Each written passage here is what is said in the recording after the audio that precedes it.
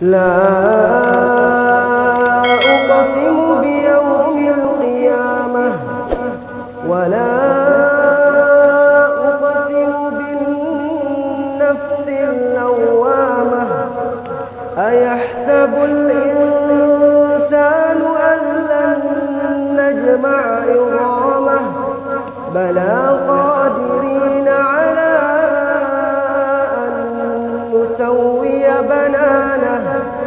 بل يريد الإنسان ليفجر أمامه يسأل أيان يوم القيامة فإذا برق البصر وخسف القمر وجمع الشمس والقمر يقول الإنسان يومئذ أين المفر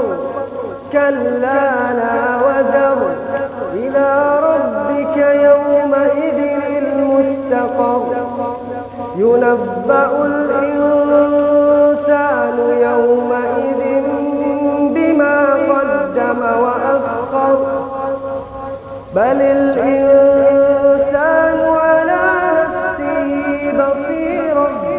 ولو ألقى معاذيره لا تحرك به لسانك لتعجل به إن علينا جمعه وقرآنه فإذا قرأناه فاتبع قرآنه ثم إن علينا بيانه كلا بل تحبون العاجلة وتذرون الآخرة وجوه يومئذ ناظرة إلى ربها ناظرة ووجوه يومئذ باسرة تظن أن يفعل بها فاقرة كلا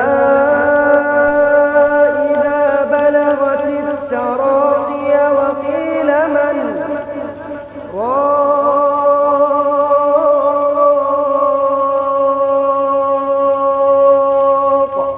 وظن أنه الفراق والتفت الساق بالساق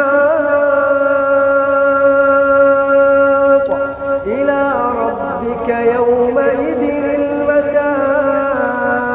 المساق فلا صدق ولا صلى ولكن كذب وتولى ثم ذهب إلى أهله يتمطى